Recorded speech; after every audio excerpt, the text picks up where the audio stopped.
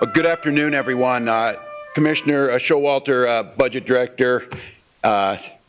Kalmakidis, thank you once again. We've had many conversations over the last 20 months, and I appreciate your willingness to help us talk through all the different scenarios. Really grateful. Before I get started, I'd like to take just one moment to pause and reflect on the 26 Minnesotans who lost their lives that morning 80 years ago today in Hawaii at Pearl Harbor. As we acknowledge that, the final few of the survivors are still alive, but 80 years and this country will not forget, so I am grateful for that. Again, it's good news for Minnesotans today. I think that has been made clear by the presentation you saw, and it's crystal clear. Our economy is strong and growing. I want to take a moment to make sure that we give proper credit and thanks to the folks who made that happen, and that's those hardworking Minnesotans who showed grit, resilience, patience during an unprecedented both global health pandemic and economic unrest, and those workers, whether they be small business owners, frontline grocery store workers, food processors, nurses, teachers, countless others who, through this disruption of COVID, still figured out a way to not only take care of themselves, their families, but to make sure this economy grew. I'd also like to acknowledge the sound budget decisions that were made by predecessors, dating back for a very long time in Minnesota, but certainly as you heard this, on the uniqueness to Minnesota, and especially on the revenues when corporate profits are very high, there's the ability to make sure that working Minnesotans who contributed to that are also part of that surplus. So Governor Dayton, for the work that they did, and I'm just going to acknowledge that we said very early on that it was very much a false choice if you were going to tackle COVID, protecting lives, protecting healthcare workers, and making sure that businesses and schools can continue to try and function in the middle of an unprecedented pandemic. I made it very clearly on that was a false choice. You could do those things and protect and grow the economy. Today's numbers support that.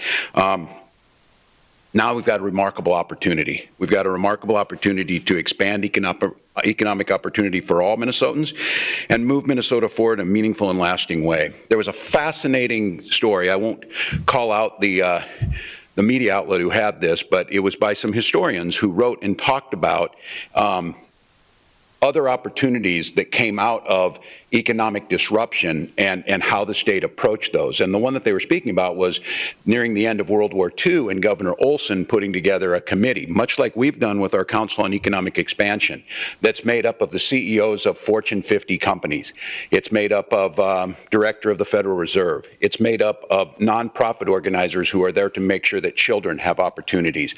It's made up by a cross-section of Minnesotans, and they're putting together plans on what do we need to do to make sure all Minnesotans participate in this economy. And it's been very clear that even back in 1943 and 44, when that first council came out, their conclusions were very simple. Remembering in the 1930s, Minnesota was below the median average for incomes. Post that council of Governor Olson's and going into the 70s, 80s, and going into today, Minnesotans are above the average in so many of those economic indicators. And the conclusion that they came to, and I'm sure the conclusion that I'm hearing as I met in the first phase of our Council for Economic Expansion, invest in our state and invest in our people. That's what makes this happen. That's what made this surplus happen. So we're going to be very clear and very focused. We're going to lower costs for Minnesotans in permanent ways on the things that impact their lives. We're going to make sure we're investing in the middle class and working families because they're the ones that made the economy strong in the first place. And we're going to lend a hand to those who haven't recovered, who were disproportionately hit by COVID. It's something we've done throughout this whole time. Those are the things that make a difference. Those are the things that we can get right. Those are the ways that we can make sure that we're not only doing what we've done now for 3 years, responsible budgets, lowering taxes for the middle class, but making sure services like education and healthcare and childcare were available and affordable to folks. So it's time to have the conversations that we've been talking about. And as we look forward, as we move towards a an economy that is going to look different but provide more opportunities. I heard it all across our trade mission in the UK and Finland that these are folks that want states that are looking and building towards the future. We heard companies in both the UK and Finland said we will not invest in states that are not moving towards providing renewable energies and a sustainable economy for the future. We're going to invest in states that make sure that their workforce and workforce development is a priority. So here in Minnesota, the things we can do to support this growth and support those families, it's time to have that conversation about paid family and medical leave. Those are things that work. It's proven to work. We can have that conversation.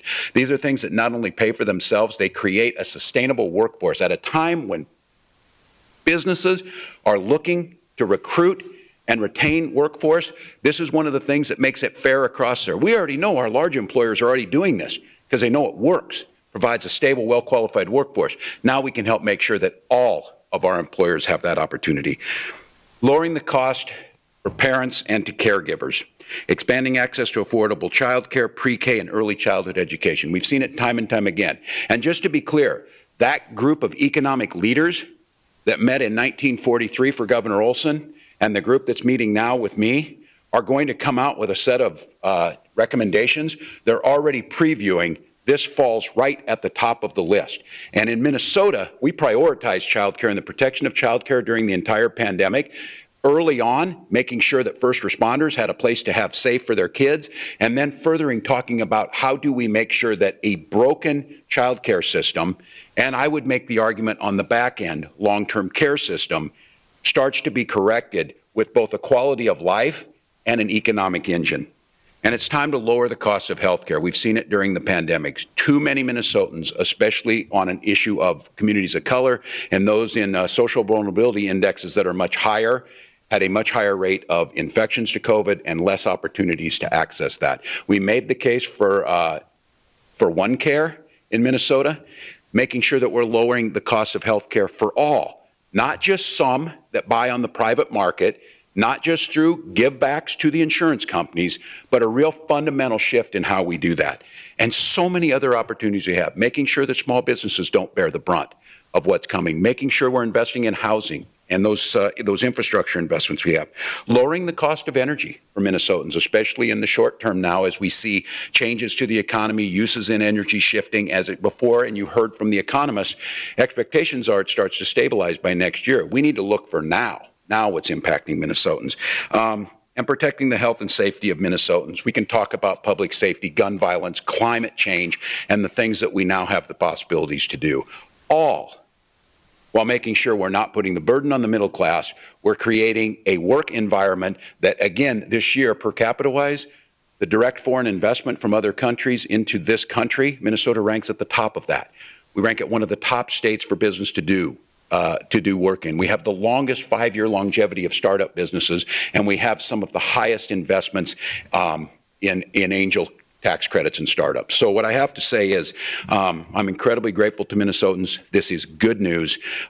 This is what responsible policies look like. This is what happens when you invest in people. And I will say it again, the false analogy that you needed to choose between protecting and lowering the death rates amongst your citizens and protecting your economy has now been proven that that was a fallacy. As we said at the beginning of this, you could do both and you could come out of it stronger than you were before. Now the opportunity's set in front of us to do this. So I'm excited about this for Minnesotans. I'm excited about the potential that's there. We see other, as I said when I traveled on this trade mission, other countries watching very closely and taking signals from the things we do. We can signal now that Minnesota's figuring this out. Minnesota's doing what we've always done, investing in our people, investing in our state, keeping our infrastructure up, keeping the cost of government low and the services high. So with that, I'd be glad to answer any questions.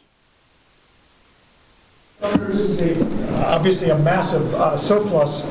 Republicans are immediately going to call for massive tax cuts. No, how are you going to respond? That would be a surprise. Of course on this, and I want to be noted, you heard the economists say this. The reason these revenues are up, and remember, we lowered taxes on the middle class. The reason the revenues are up is because there's extremely high corporate profits. That's good. That's capitalism. That's great. What we're asking is to pay the fair share. What I make my commitment is we're going to reduce that burden on small business owners. We're going to reduce that burden on middle class, but we're going to make sure the real costs, I'm going to focus on that middle class. I am not interested in a tax cut for the 1% of the 1%. We've said that time and time again, that we need to focus us where it's at. So I will make the case that you've heard me set in front of you for 3 years, and I think there's a track record to prove this. I am open to anything and working with folks to get this done. This is a golden opportunity for Minnesotans. It doesn't need to be one choice over another. Drop efforts to raise taxes on the highest income Minnesotans? Well, I'm not going to negotiate with myself at this point in time, but I think the surplus speaks for itself. We're in a solid position. It works. Our business climate is attracting folks here. We're continuing to grow. So I think the things that we're doing make sense. So I wouldn't anticipate that, but I think all of this comes into a broader negotiation. How does the deficit, over here, Governor, to your left. How does the deficit in the Unemployment Insurance Trust Fund fit into that? You mentioned not wanting to hold small businesses accountable. Would you fix it? We'll fix it. Yeah, I think that's one that, and again, I'd note to this, unemployment insurance, one of the smartest things we did. Both employers and employees pay into it. We saw during this that it's used not only to protect families, to keep them in their homes and be a safety net for them, it keeps workers tied to their company, so when the time to hire back, it comes back. And I think we want to make sure we'll get that in the negotiations. We'll get that one fixed. Governor, does the HERO grant controversy go away now with this additional money? Well, it's a darn shame that it's not already done. I don't think so. I would think we should still do this. I feel very strongly about this. It was the suggestion that I made in budget negotiations. I'm grateful that my Republican colleagues took that and said we can do it. But as we've seen, it hasn't gotten out there. I still feel very strongly about this. I think that conversation maybe now is broader. We'll see. But I think we should still get that done. It was a promise we made to folks. We voted on it. I signed it into law, and now it's not done. So I hope we can get it. Governor, to follow up on the unemployment insurance, I'm just curious if you are supportive of using some of the federal ARP money to repay some of that federal debt on the insurance fund. Again, I'm not going to do specific negotiations with myself, but I think you've got this. And I appreciate the commissioner's always clear. We've got $3.1 billion, in the bank. We have the 1.15 that the legislature still has that was meant to relieve the most dire impacts of COVID. There's still a bit in our flexible fund, but I think I should note, as I'm glad the commissioner noted, we are still in the grips of COVID. There is still work to be done. I will paraphrase both the president of the Minnesota Medical Association and the CEO of the Mayo Clinic. Our healthcare workers need us to help them out. So this will be my opportunity to once again get vaccinated, take the booster. We've got testing that rivals any place in the country. It's better than that. And we're still protecting that. So I think that hero pay piece and what's still going on, we need to further that, finish it. It looks like now it won't be finished before the session. Governor, you guys just passed a new 2-year budget. Do you expect to crack this thing open and put forward a plan that accounts for every one of these surplus dollars, or do you think that you're going to only propose part of it? Well, again, the specifics of the negotiation, I'm not going to negotiate with myself. I certainly believe, as I said, Minnesotans created this surplus. We put policies in place that protected it and grew it. Things that Minnesotans are looking at and they're telling us across the state is that they want to see healthcare costs go down. They want to see child care costs go down. They want to see some stability in their heating and electricity bills. So I think we're going to tackle those things. I do want to have the conversation now about things that help grow this economy, things that work everywhere else, and we should have them in Minnesota, like the paid family leave. And those are things that we should have. And so I think it's out there. It's all open for negotiation. Again, those federal dollars that the legislature is setting on have a shelf life. And I think we should have that conversation. I think there's always a conversation about this because it's something I've been deeply concerned about. And I'm incredibly proud that our nation-leading budget reserve plan and the best in the country is now fully funded again, because that provided me a little heartache when we tapped into that a bit. But I think having this broader conversation, we're in an opportunity where I think we can prove divided government can work. I think there's enough here to help for everyone, but we can't turn away from the things that made this work. Our system assured that we had the resources necessary to protect folks during a pandemic, also to provide a safety net when needed, and also to grow the economy simultaneously. So I'm really looking forward to us doing this. Because it is an unprecedented opportunity to continue to strengthen what Minnesota has done right for so many years. Governor, I suspect we'll hear a slightly different tone from the Republicans when they get up here. You're basically taking this surplus and suggesting that the economy is healthy and things are pretty good. I think from the Republicans we will hear about rising fuel costs and energy costs and that people are hurting. Can you reconcile those two? Absolutely. I am incredibly pleased. You've heard me set up here for 3 years, and I've said it my entire life, certainly in elected office. Inflation matters.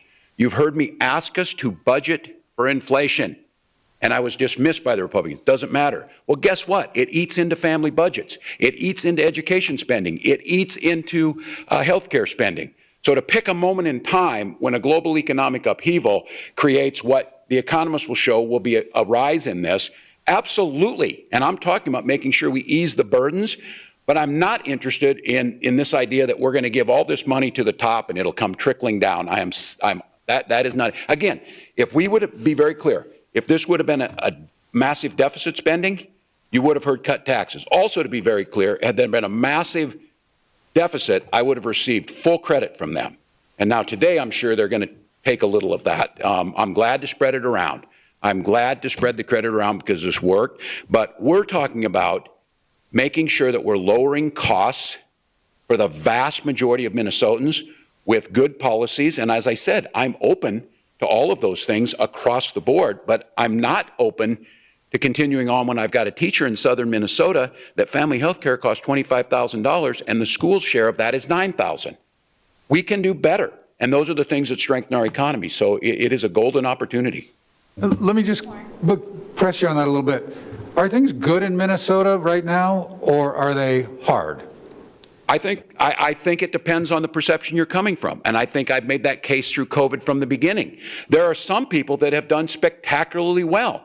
And those of you who on your phone are watching the stock market today, remember 2 days ago, oh, see, these policies aren't working. Oh, today they're way up 600. For folks who are in that world, things look pretty good. For folks who are seeing record profits, things look pretty good. For people who have insurance that's paid for by their employer, things look pretty good. For folks who aren't paying high child care, things look pretty good. For a vast majority of Minnesotans, that's not the case. That's why we stressed in our last budget, it was a COVID recovery budget. And we saw because of that, Minnesota children ranked first in the nation in food security. We also see some of our job growth, our labor participation rates. What I think is going to be a challenge, and I want to hear the messaging on this, is it feels to me that there's folks that don't want things to work, and they're just thinking that it's rooting for this. Acknowledging that people have a hard time paying for some of these, we have the capacity to help them. We have the capacity to help in a short run. And I think the conversation, as Brian asked about the whole thing and the budgeting, one of the things here is looking at structural changes that can grow Minnesota's economy, make us a place for investment, make a place where folks are now seeing wages increase for the first time and let them keep more of that. Where's the balance between one-time cuts versus long-time structural change? And again, you're going to hear from me. You heard it from me before COVID started when I introduced at that time the smallest supplemental budget in state history, 1 page, because at that point in time, I said there could be a black swan event, if you remember this, in January of 2020, and there's something happening with this virus that we need to keep an eye on. At that point in time, I was being told, give the entire surplus back, cut taxes, send it all there. That was short-sighted. That group that Governor Olson put together, and what these historians noted was, this is Minnesota's opportunity to look long-term, not short-term. And that's what we're going to propose, long-term structural changes that are positive. In answer to your question, I want to be very clear. The stock market being up and a state having a surplus does not mean a working family has a surplus or that things are perfectly rosy for them. Because especially if they did not have good health insurance, especially if they were hit by COVID or any of the peripheral issues that came with it. So I think that's the balancing act of making sure that we're again, investing in that middle class, investing in those opportunities to lower their costs, and also giving that hand to make sure we get people up. Because that's, again, from a workforce perspective, we're near the top in workforce participation. We can't lose a single worker. We simply cannot. Even though our population is growing, it's not growing enough to keep up with this workforce. So we need to make sure that we're getting everybody finds the need, the value, and the benefit of entering this economy. We have some legislators coming up next. Governor, if you have any final thoughts before. Well, certainly, again, to Minnesotans, now the conversations begin. You're going to have some folks up here who are going to tell you what to do with the Walz surplus or the Walz checks. I've listened to them, and we'll work together on how to make that happen. But the good news about this is all the statistics show this. We've been able to protect as many Minnesotans as possible. We have lower death rates than many states. We were able to make sure our hospital capacity, and we're still working at it. At the same time, we see the economy still continuing to grow and providing that safety net for those who need them. This gives us a golden opportunity to bipartisanly work towards a future that works for everyone, that continues to generate wealth, that continues to generate innovation, and attracts not just from this country, but overseas to invest in a state that is moving towards the future on all fronts. So grateful for that, grateful for the work, and grateful for Minnesotans. Thank you. Good afternoon. My name is Ryan Winkler. I'm the Majority Leader of the Minnesota House of Representatives, and I am joined with our Ways and Means Chair, Rena Moran, and Senator Melisa López Franzen, the Senate Minority Leader. I want to just say, first of all, that there is really good news in this budget forecast and in this economic report. It shows that Minnesotans are resilient and innovative in figuring out a way to grow business, expand jobs, and do our work not only remotely, but through a pandemic and through a number of unprecedented economic challenges. I also want to say that the message from this forecast is that Democratic policies work. When we prioritize workers, when we prioritize small businesses, and we prioritize families and make sure that they have the support they need to get through tough times, our economy booms. We have seen that through hundreds of millions of dollars invested in housing, hundreds of millions of dollars investing in supporting small businesses, supporting workers through unemployment compensation and extending it for years, making sure workers have access to workers' compensation if they get sick with COVID. Supporting workers and small businesses and families is why we have a strong economy. It's true nationally and it's true in Minnesota. As we look at the next legislative session, we need to double down on that strategy. We need to make sure that workers, all workers, have access to paid sick leave. We need to make sure that all workers have access to affordable child care. We need to make sure that families have housing and business have the tax support that they need in order to thrive. There is a generational opportunity to make Minnesota's economy work better for the average Minnesotan, and we need to take advantage of that opportunity. We know that Republicans will have a different mindset in this budget. We know that we have seen consistently that whenever there's a surplus, their goal is to make sure that people at the top get a bigger tax cut and that the richest corporations do better than ever before. They are already doing fine. We're happy that they are doing fine. They don't need more support from state government. State government needs to be here to support people who are still struggling despite a strong and resilient economy. So the House DFL, and I think you heard the same just now from the governor, and I'm sure the Senate DFL will stay focused on workers and making sure not only that we deal with the hero pay for essential workers, but also look at how to raise wages for service workers and for essential workers across the economy. Everybody should have access to paid family and medical leave and sick leave. Everybody should have affordable child care, and all kids should have access to a world-class education. We cannot survive and thrive as a state if we don't address our needs in the opportunity and achievement gaps in school, the racial disparities we have in so many measures of life, and we have to tackle those too, and that works best by focusing on a bottom-up approach to our economy, and that's what we will continue to do. And when we do that, the good news is it benefits everybody. Our economy is strong because everybody is doing better off because of our support at the state level. Madam Chair?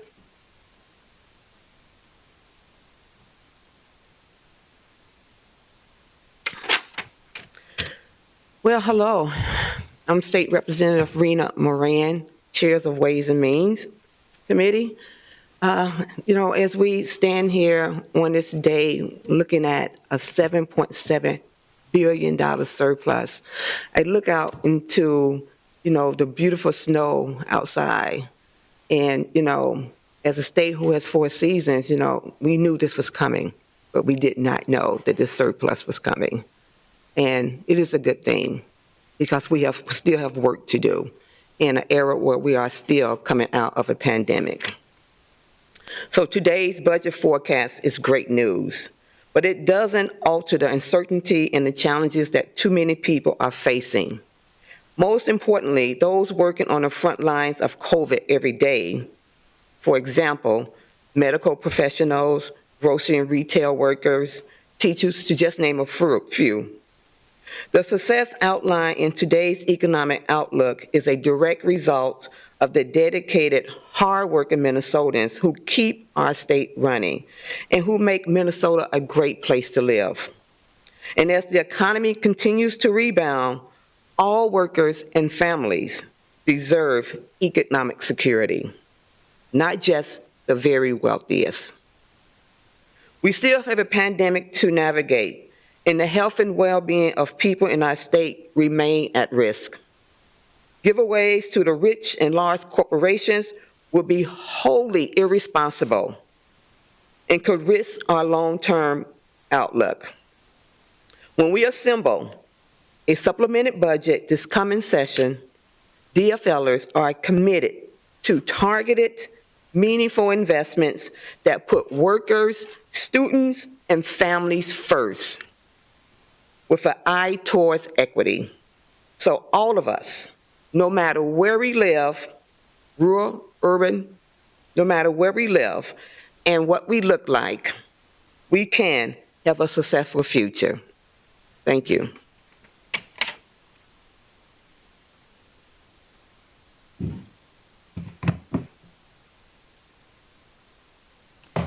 Good afternoon. My name is State Senator Melisa López Franzen, and I am the State Minority Leader in the Minnesota Senate for the Democratic Party. And today's forecast is a sign that despite the challenges of this unprecedented pandemic, we are well positioned to invest in the people of Minnesota and ensure a fair recovery for all, especially those low-income workers and frontline workers who sacrificed the most during the crisis. This is an opportunity to address the real issues facing families and workers throughout the state, like addressing the crisis in accessible childcare and the lack of affordable housing. Above all else, now is up to the legislature to come together in the upcoming session to put the needs of working Minnesotans first. This budget forecast presents us with a historic opportunity to meaningfully invest in working class and middle class Minnesotans and address disparities that are preventing all Minnesotans from taking part in their recovery. We are reminded every day of the pressures that remain on our healthcare workers, and we thank them. We need to make sure our hospitals and healthcare systems have the resources and support they need to withstand the current surge and plan for the future. We have yet to fulfill the promise we made to all frontline workers, not just those in healthcare, but from workers on production lines, in retail, and others like first responders and long-term care workers who showed up every day to keep our economy running and to keep Minnesotans safe during the pandemic. This must be an immediate priority along with drought relief to our farmers. The Senate DFL will be focused on helping students, teachers, and parents catch up. The state should use some of those resources to support classrooms, improve childcare options, and address staffing shortages in our schools. We must remember that while today's forecast may look like our state is booming, not all Minnesotans have been impacted equally during this pandemic, and we must ensure a fair recovery for all. Minnesota's businesses will be part of this conversation as well. Some have performed very well during the pandemic, and others are struggling to survive and to hire and train staff. We should examine opportunities to invest in workforce training and improve childcare options across the state to help businesses meet current needs and allow displaced workers and caretakers to re-enter the workplace. In 2013, when Democrats controlled the Senate, I authored a bill that provided an unemployment insurance tax cut to Minnesota businesses. As a small business owner myself, I understand the issue well, and I'm committed to working with the governor and with our House colleagues to find a solution that works for businesses and our state. And as a reminder, again, when Democrats controlled the Senate, in 2014, we prioritized rebuilding the state budget reserves a thoughtful plan that helped bring our state's budget back to the healthy place we see today. Governor Walz certainly deserves credit for the tough decision he made during the pandemic that kept our state on track and ultimately helped today's budget balance what it is today. We know the pandemic continues to present challenges for our state and also know that the future inflationary costs will consume much of this budget balance. For the health of our future economy, I urge all of us to be thoughtful and responsible in any spending proposal that comes forward, and we look forward to working with our House and Senate counterparts. Thank you.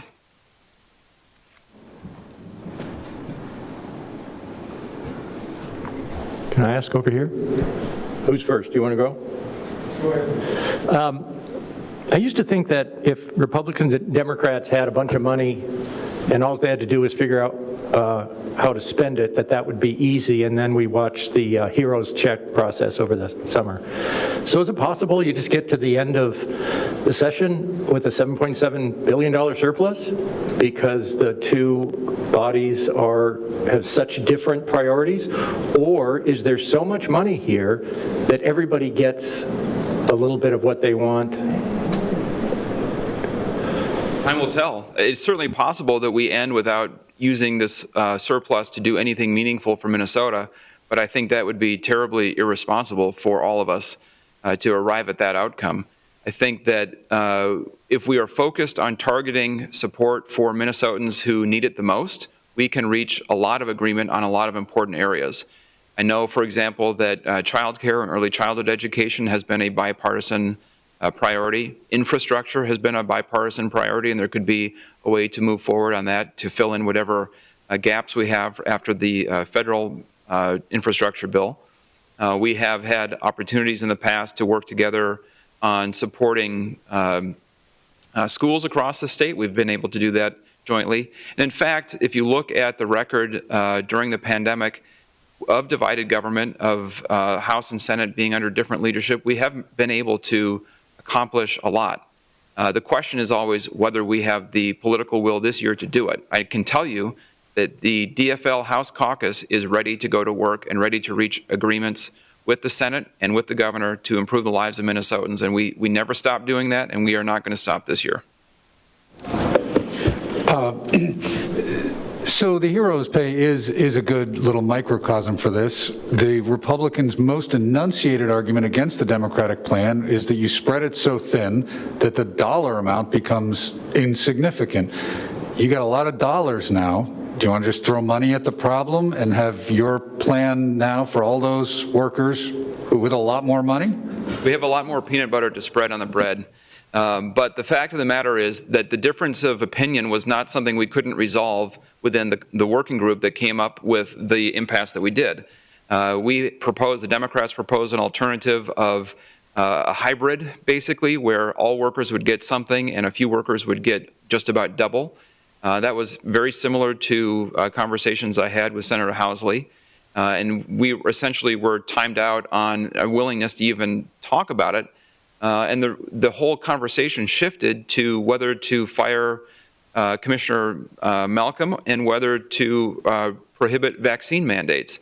So from my perspective, it's a Republican question on whether they have the will to stand up to an extremist base and say that they will work with Democrats to get something done. The concern I have is that with Republican senators running for governor and a very tight Senate majority, that the new Senate majority leader might not have the votes to do anything with us. I can tell you that the House DFL is ready to pass bills, and we are ready to compromise, and we were ready all summer to find a path forward on the hero pay, but we ran into a Senate caucus that was unwilling to come to the table without putting an extremist agenda first. Looks like the bonding capacity is like $3.5 billion. And I'm wondering what might come out of the House as a bonding bill, given there's a federal infrastructure bill as well. Well, that is as much a question for Representative Dowd as it is for me. The House Democrats can't pass a bonding bill without House Republicans being on board. We know that federal infrastructure spending will help in a lot of areas in Minnesota, but it doesn't necessarily address every community need, every project that would be on the table as part of a large bonding bill. We did not get one done last year, and we did manage to get the largest in state history in October of 2020, despite House Republican objections. So I think it's way too early to know how the dynamic of a bonding bill will play out this session. I can only tell you that the House DFL, and I'm sure Senator Franzen can speak to this as well, the House DFL is committed to a robust bonding bill that takes care of the infrastructure needs of Minnesotans, and we have a historic opportunity to do that with this surplus as well. Thank you. And I'll just add that on the perspective of throwing money into the problem, there's a big surplus, and we have decisions to make in Minnesota right now. We have those federal monies coming for infrastructure that we have to match to a certain extent, so they will be spending there in order to bring back those dollars. The question is of how thoughtful we will be to spend those dollars of this surplus, whether we spend it all. We know that what we talked about, the reserve that we have in place, that was brought on by DFL leadership when we had control in the House and the Senate and the governor. That is a good thing to weather future storms. On unemployment, we have a $1.3 approximately billion deficit. We've been on the other side with a surplus. This is a different environment. There's a mechanism to fulfill that gap, but there are decisions and prioritizations we're going to have to make in each caucus, and we will prioritize workers, people who have been left behind. On the healthcare front, we have long-term care workers that Minnesota government sets their rates, and they are obviously hurting because it is not a sustainable wage for them to keep those jobs, to keep our most vulnerable populations, the disabled and our seniors. And we have the National Guard, as we speak, supporting those facilities. We cannot ignore that with this surplus, and that needs to be tackled. Other pieces we'll have to wait and see as both caucuses in the House and the Senate, Republicans and Democrats, lay out our priorities, and you'll see more as we digest this budget surplus and come to consensus of what that's going to look like. Has there been any early discussion? The governor mentioned helping people with high energy costs. I suspect he means inflation and also the high cost of natural gas. Any early discussions on what that would look like? Tax credit or something? As of this point, I'm not aware of a proposal to provide a specific energy rebate. People I have talked to about this say, yes, it's a pinch and it is harmful to my family's budget, but it pales in comparison to the fact that I can't get paid when I don't show up for work, or my kids come home sick from school or have to quarantine. And so, yes, we need to help. We need to help families who are struggling with energy costs, but that's part of a broader economic struggle that so many people face in just trying to pay the bills and take care of their families on incomes which are fortunately on the rise, but have decades of slow rising wages behind them that have made it very hard to survive. So I think we're open to it. I think the real question is what is most useful for most Minnesotans? And what we hear consistently is basic economic support like childcare and paid leave would be more helpful. And what do you like on the UI trust fund? What would be your first pass at fixing that deficit? Well, I think you have to, ask our jobs chair and our tax chair what their first policy plan would be. I can tell you that the House DFL as a whole is committed to making sure that small businesses and businesses that are struggling to compete are able to get access to whatever tax help we can provide or whatever additional aid that we can provide, which could be in the form of the UI trust fund getting funds from the state. But we are not interested in providing a big tax benefit for large corporations that don't need it. And so we will have to figure out pretty quickly how to work with the business community, work with Republicans to target help for businesses who are struggling in this environment.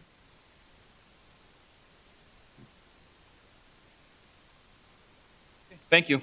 Well, good afternoon. I'm State Senator Julie Rosen. I'm chair of the Finance Committee, and Majority Leader Miller had a scheduling snafu, so you're stuck with me today. So my apologies, but all I can say is 7.7 billion is staggering. I'm still trying to get my head around that. It's way more than we ever expected, which is a good sign. But I can also tell you, I can remember November of 2010, we had a negative $6 billion deficit. And last year, at this time, we had a minus $638 million deficit for our November forecast, and things switch around. So I know that this is very fluid because there's a lot of variables in our economy right now. And our state economist, Kolumbakitis, mentioned those, the path of the pandemic and the new Omicron that's coming, it's in the state, the rate of inflation. We have to watch how fast that goes up, where it's going to land, what the Federal Reserve is going to do, the labor force participation, that's huge, and our supply chain issues. Those have to be worked out. So really, not going to get too excited and too ahead of ourselves until we see the February forecast, until we see a good conversation with our caucus and and the members from the House.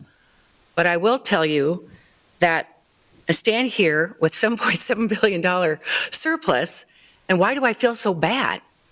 I feel really bad because of the hardworking, earnest, everyday Minnesotans who need some relief. And the governor talked about investment, and I really see that as investment in government programs. We want to give relief back to the everyday person in Minnesota. They deserve it because the cost of living is increasing in Minnesota. You go to the gas pump, $3.19 I paid yesterday. The energy costs, let's not minimize that. That is going to be horrific this winter, and it's going to make a huge impact, especially on everybody's savings account, which are the highest ever, because there is still uncertainty in the economy, and that's why people have been saving so much. I think $3 trillion is in that arena.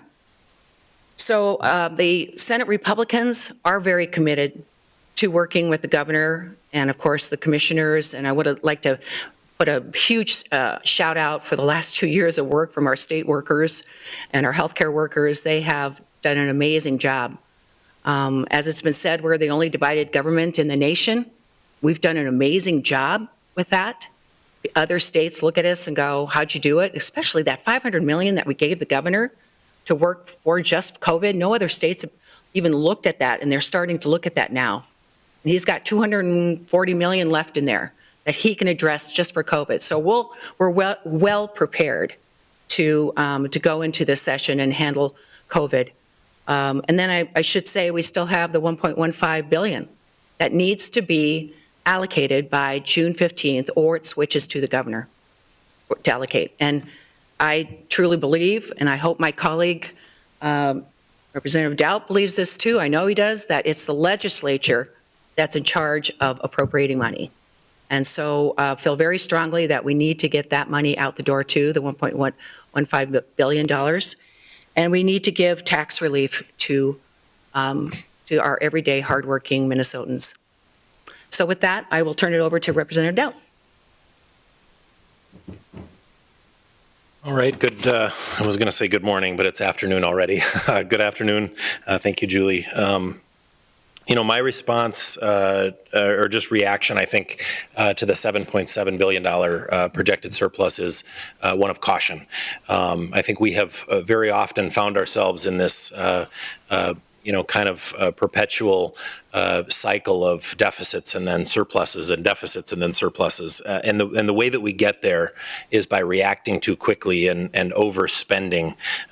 So I think we have to be very cautious about that. I'll remind folks that of this surplus, $3.1 billion is unspent, carrying over from the previous biennium. The governor mentioned the remainder coming from corporate taxes. That's not anywhere even close to true. Yes, there are some corporate tax increases or increases in revenue coming in here, but the vast majority of this comes from individual tax, income tax, and sales tax receipts coming in ahead of projections. So it's very important to keep that in mind. And while Minnesotans are doing better, I'll remind folks that we also did collect state income tax on those state unemployment tax benefits. So with such a high unemployment tax rate, the state did make a lot of money by taxing those benefits when, frankly, people should not have been taxed on that during those downtimes. Moving forward, I think the biggest concern that we have to deal with right now is that of inflation. Minnesotans are paying 50% more at the pumps right now. They're paying more on their energy bill. They're paying more on their healthcare costs. All of those things are as a result of Democrat policies. So when the governor says that Democrat policies are what's been so successful here, it's a slap in the face of Minnesotans who are paying 50% more at the gas pumps, who are paying more for their healthcare costs every single day. We have an opportunity, two things I think that automatically need to be done in this with this surplus. Number one is reinstate the reinsurance program. This was Democrats' top priority in the negotiations in the last session, which was literally to raise the cost of health care for Minnesotans. That was the Democrats' number one priority. We now have the money, and there is no excuse not to keep those rising costs under control. The Unemployment Trust Fund, it's troubling for me to hear the governor stand here and say that he won't negotiate with himself on that issue. It's not a negotiation. What we want to do is talk about what's right for the state of Minnesota. 30 states across the country have used the federal money that was given to us by the federal government for that purpose to put it into their unemployment trust fund to meet that gap. Only 10 states have not paid back the loans to the federal government. Minnesota is one of those states. Unfortunately, the governor has not shown the leadership on this particular issue to prevent a tax increase on businesses. And let's be very clear about this. They can have all the talking points they want to, but if the governor does not take action, he will be responsible for a 15% tax increase on small businesses all across the state of Minnesota, every single one of them. I think that's unconscionable at a time when our state has a $7.7 billion surplus.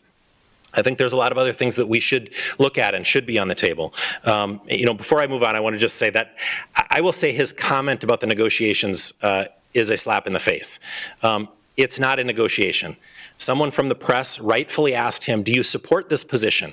I think Minnesotans deserve to have the answer on whether the governor supports preventing a 15% tax increase for small businesses across the state of Minnesota. He wouldn't answer the question. He wants to hold that hostage in some sort of negotiation. I'm sorry, Governor, I won't enter into that sort of holding people hostage. Let's together do what's right for the state of Minnesota and make sure that employers, if we like the environment right now and we like the fact that revenue is coming in, let's not change the table. Let's not put a huge tax increase on Minnesota businesses. Let's do what 30 states have already done. Let's use the federal money that was given to us. Let's replace that money in the unemployment trust fund so that we don't see these businesses being hurt by that increase. It's something that we just have to do. There's no question about it. Other things that should be on the table. I think we should look at educational tax credits. I think we should look at eliminating the Social Security tax once and for all. I think we're one of 6 or 7 states in the country that taxes Social Security income for our seniors. Again, it's unconscionable. We shouldn't be doing that. I think at a time when Minnesotans are seeing inflation at more than double what was projected. This is money coming right out of Minnesota family budgets. I think we should call for a moratorium on energy taxes, which would include a moratorium on gas taxes. It's the wrong time to take more money out of Minnesota family budgets when they're struggling and state government is doing so well and so flush with money. It's also time for us to invest in our law enforcement and both invest in funding law enforcement and invest in recruiting more law enforcement officers. Democrat policies have failed Minnesotans, and we're seeing crime rates spike all across the state, not just in the metro area. I mean, I've got people telling me there's carjackings out in suburbs like Shakopee, Minnesota. That's unconscionable. And I think these policies of Democrats constantly wanting to defund police and reduce funding and eliminate law enforcement and not give law enforcement the tools and the money that they need to be successful. At a time when we have a $7.7 billion surplus, if we can't put some of that money to keep Minnesotans safe, it's one of the core fundamental, itemized things in our Constitution as a responsibility of state government. We must keep Minnesotans safe, and Democrats have failed Minnesotans on that front.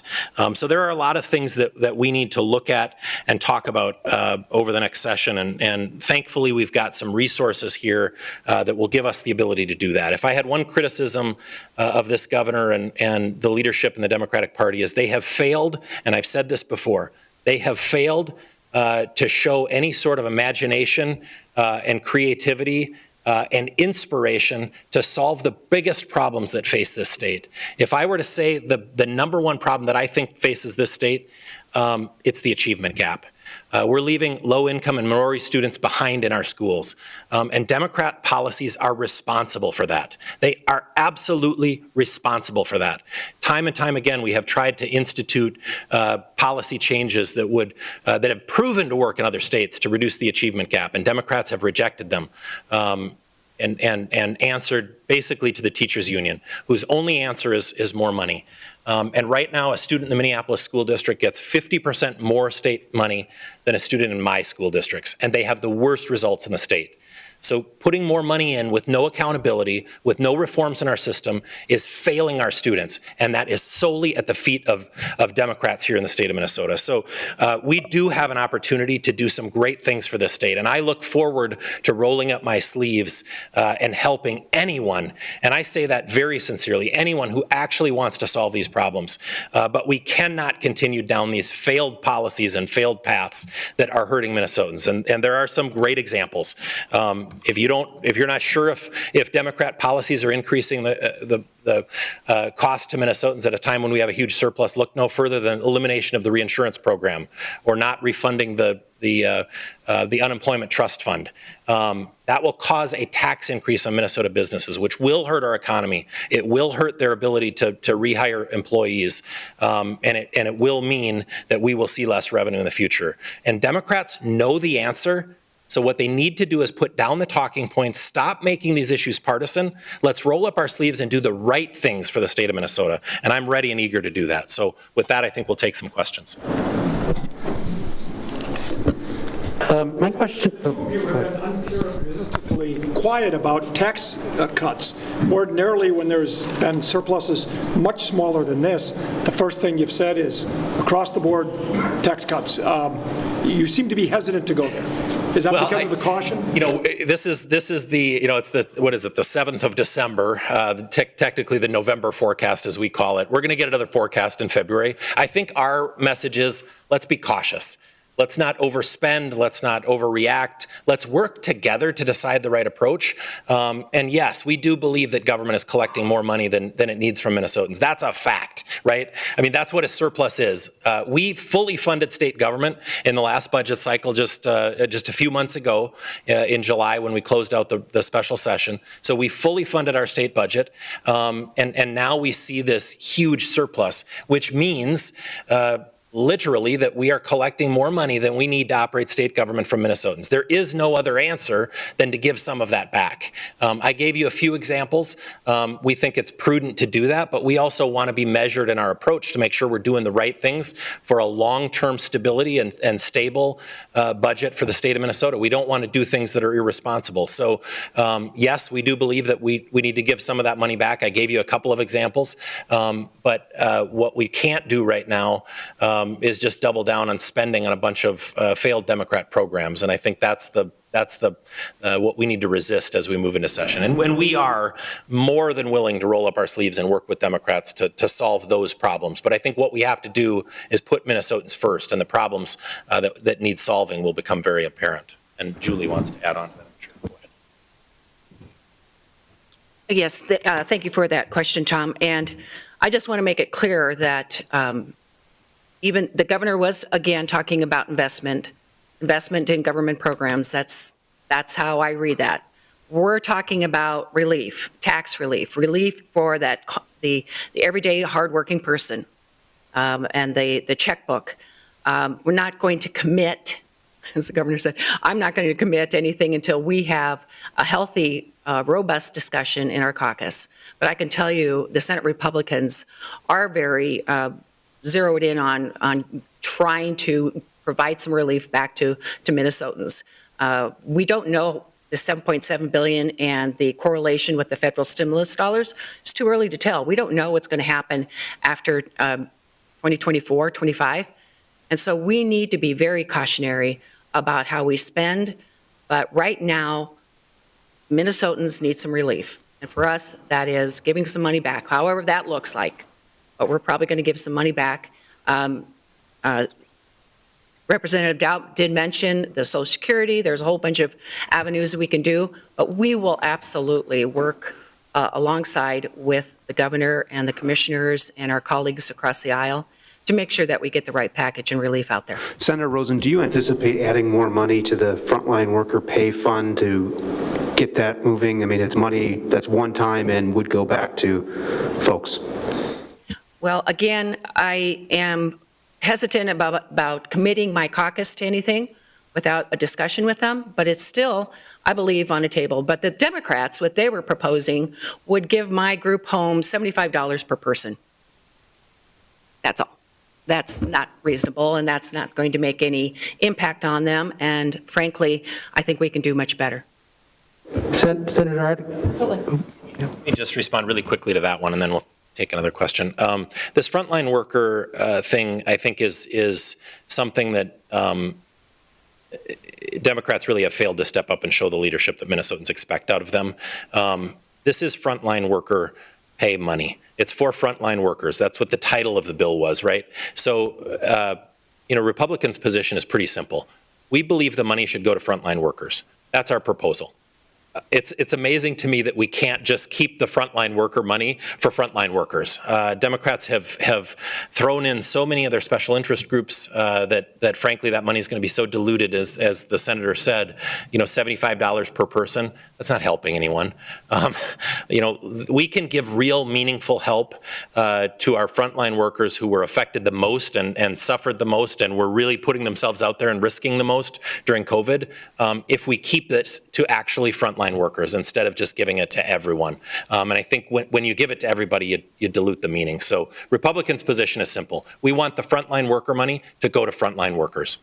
And my question is about, I think there's a rightful focus on, sorry, right here in front. Sorry, I know there's a rightful, yep. There's a rightful focus on rising inflation and things like higher energy costs and things like that, and you are proposing providing relief to everyday Minnesotans. But I wondered if either of you could touch on the forecasts, projections for corporate profits, which are 4 times higher than they were previously. It looks like some corporations are doing pretty well in the pandemic, and we've seen that in retail, and Target has done pretty well. So wondered what ideas you have as it relates to something like corporate profits and how that impacts the state's budget. Are you asking if we're proposing right now to give big corporate tax cuts? Interesting, we didn't propose that. It's interesting that that's the Democrats' talking point and that's all they've talked about. No, we're not proposing to give big corporate tax cuts. Nobody's proposing that.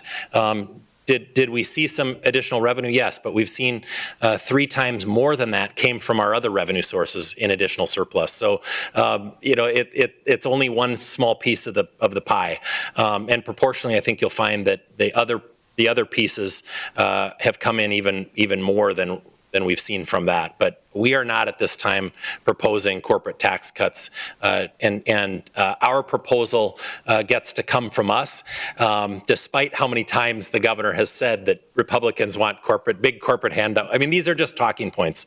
And I'll say I'm critical of the governor on the front that talking points aren't going to help Minnesotans. Minnesotans want action. And this governor has failed to step up and really act to help Minnesotans. There is no corporate tax cut on the table. And with as much as they talked about it in the last hour, you'd think it was all that we want. And we're not even proposing it. So it's time to put the talking points down and actually roll up our sleeves and help Minnesotans. And we're ready to do that. Can I ask a question of Senator Rosen? First of all, do you want to, I'm over here. Do you want to respond to that, or can I give you a new one? Yes, thank you. I was just going to say that obviously, I think it was 12% increase. Perhaps corporate taxes, is it 14? I think it's 14. Are very high for the state. We all know that. Anybody that has a business, a working business, and makes payroll. So the receipts are in higher. But as was said, we have not put that on the table. We are going to have a very, very robust caucus meeting about what the Senate Republicans' priorities are. We'll confer with the House Republicans, and we'll go from there.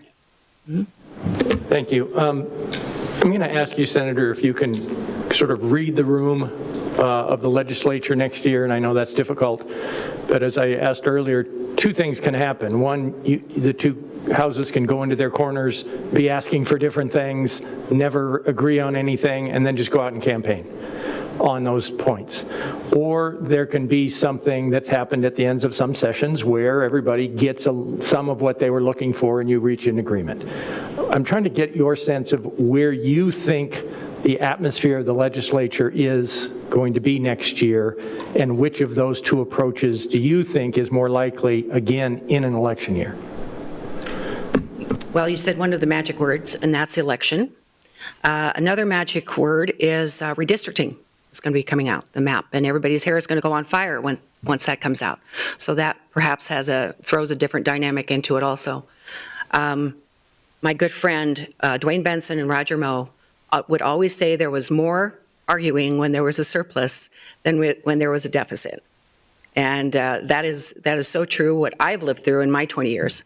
That's absolutely the truth. So we will roll up our sleeves. We will work very hard at it, but we're not going to waste money, and we're not going to continue to grow government and have a ongoing structural unbalance in the future just because we have a surplus right now. We need to be very cautious about how we spend the money, how we give relief, and the investments we make.